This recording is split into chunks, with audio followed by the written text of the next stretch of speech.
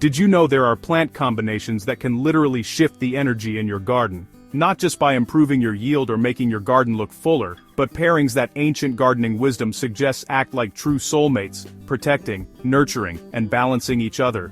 Imagine walking out to your garden patch. You see your strawberry plant sitting there, exposed, surrounded by bare dirt. They look okay, but maybe a little lonely, a little stressed by the midday sun. Sounds a bit mystical, right? But here's the real kicker. What if the biggest threat to your strawberries isn't a pest or a disease, but simply the loneliness of the soil around them? What if the key to transforming that patch into a sanctuary of abundance is introducing a partner that works on a completely different vibration?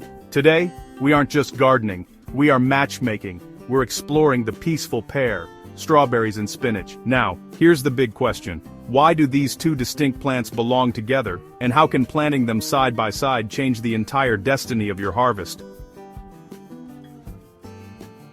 Welcome back to the garden. It is so good to have you here.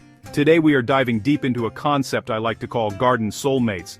You see, in nature, nothing really grows in isolation. If you look at a forest floor or a wild meadow, you don't see patches of bare earth with just one type of plant, standing at attention in perfect rows. You see a community. You see a chaotic, beautiful mix of roots and leaves, all tangling together. But in our home gardens, we often separate everything. We put the strawberries here, the spinach there, and the tomatoes way over there. And then we wonder why we have to work so hard to keep them happy. So, let's talk about the strawberry and the spinach. On the surface, they seem like an odd couple, don't they? One is a fruit that loves the sun and gives us the sweetness of summer. The other is a leafy green that prefers the cool breeze of spring and autumn. But it's exactly these differences that make them perfect for each other. It's a relationship based on balance. In this video, we're going to explore why this pair works so well. We'll look at the science of root stratification, which is a fancy way of saying they don't fight for space. We'll talk about the living mulch effect and how spinach acts as a guardian for your berries. And of course, we'll cover exactly how to plant them so you can bring this peaceful energy into your own backyard. But before we get our hands dirty, I have to ask, have you ever felt like your garden was trying to tell you something? Like certain plants just seem to glow when placed next to each other. That's the vibe we are chasing today.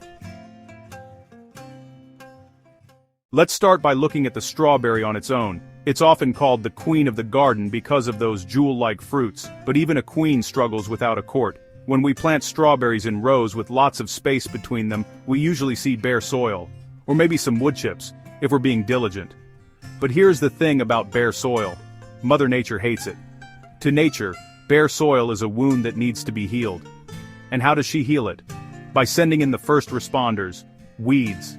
Weeds are just nature's way of covering up the naked earth to stop erosion and moisture loss. So if you have bare soil around your strawberries, you are essentially inviting a battle. You are creating a vacuum. And you know what they say about vacuums, right?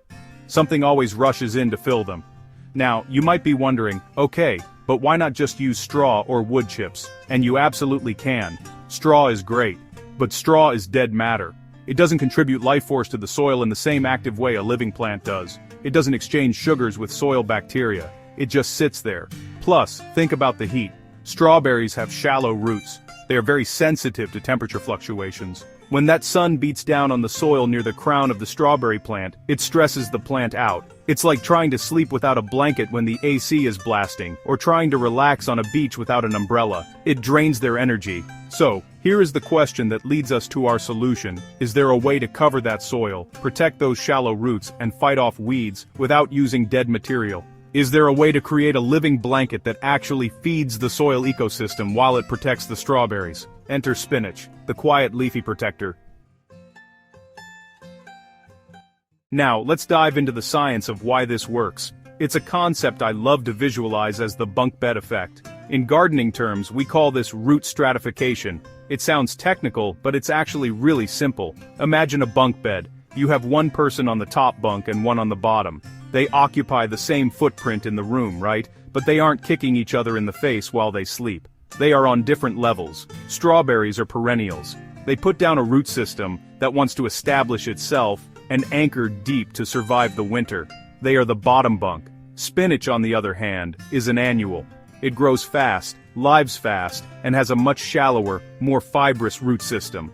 It's the top bunk. When you plant these two together, they aren't fighting for the exact same pocket of nutrients. The spinach is sipping from the surface, grabbing that quick nitrogen it needs for its leaves.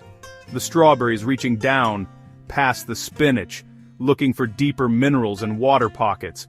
Now you might be asking, but won't they tangle? Won't the spinach choke out the strawberry? That is a valid fear. We always worry about overcrowding, but here's the amazing thing about spinach. It doesn't spread horizontally underground like mint or grass. It stays in its lane. It's a polite neighbor. Think of it this way. Instead of competing, they are completing. The spinach fills the empty space, that vacuum we talked about earlier, so the weeds can't. And here's the kicker regarding that competition fear. Research on living mulches, which is what our spinach is acting as, suggests they can suppress weeds by up to 80 or 90% compared to bare soil. That is huge. But if the spinach is blocking the weeds, is it also blocking the water from getting to the strawberries? That's the next logical question, isn't it? Does the living blanket become a barrier? Let's bust a myth right here. A lot of people think that more plants mean you need double the water. It makes sense on paper, 2 mouths to feed, right? But in the garden, math works a little differently. When you have bare soil, the sun hits it and evaporates moisture almost instantly. It's like leaving a glass of water out on a hot sidewalk. The earth bakes, forms a hard crust, and the water is gone before the strawberry roots can even take a sip. But when you have a canopy of spinach leaves covering that soil, you are creating a microclimate. You are shading the earth. Underneath these leaves, the soil stays cool. It stays moist. The spinach acts like a lid on the pot. So, while the spinach does drink some water, it saves potentially even more by preventing evaporation. It's a net positive energetic flow.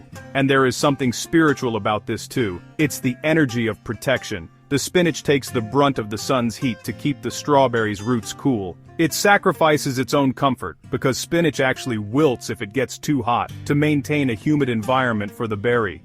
But wait, if spinach hates the heat, and strawberries love the summer sun, doesn't that mean the relationship is doomed to fail eventually? How do we handle the changing seasons without a messy breakup? This is where the magic of timing comes in. This isn't just a spatial relationship, it's a temporal one. It's a dance. Here is how you choreograph it. Early in the spring, when the ground is just thawing, your strawberries are waking up. They are small, they aren't doing much yet. That is when you plant your spinach seeds or transplants in the gaps between the berries. The weather is cool. The spinach loves it. It explodes with growth. It covers the soil, stopping those early spring weeds. You get a harvest of delicious crisp greens while your strawberries are still just thinking about blooming. Then, as late spring turns into summer, the strawberries start to get big. They need more light. They need more airflow to ripen their fruit. And what happens to the spinach? The heat signals the spinach that its time is up. It starts to bolt. It gets ready to leave the party, and this is perfect. Just as the strawberry needs the space, the spinach naturally bows out.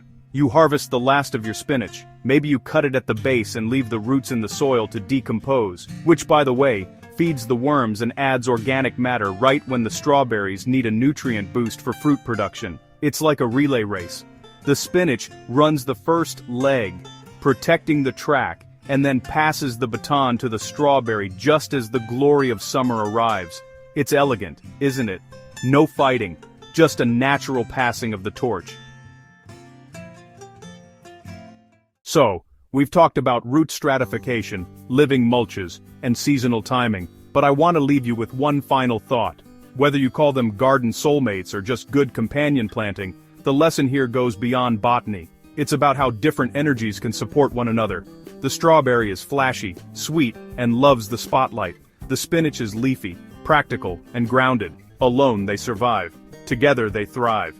They create a little ecosystem of peace in a chaotic world. And isn't that what we are all trying to create in our homes and gardens? A little patch of peace. I really hope you give this pair a try in your garden this season. Even if you just have a small container on a balcony, try tucking a few spinach seeds next to your strawberry plant. See what happens. Observe the energy.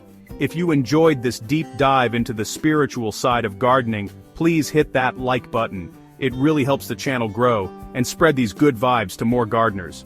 And if you haven't already, subscribe and hit the bell so you don't miss our next video. I love hearing from you, so leave a comment below. What is your favorite plant combination? Have you found two plants that just seem to love each other? Let me know. Thanks so much for watching, and I can't wait to see you in the next video. Stay positive, and keep growing.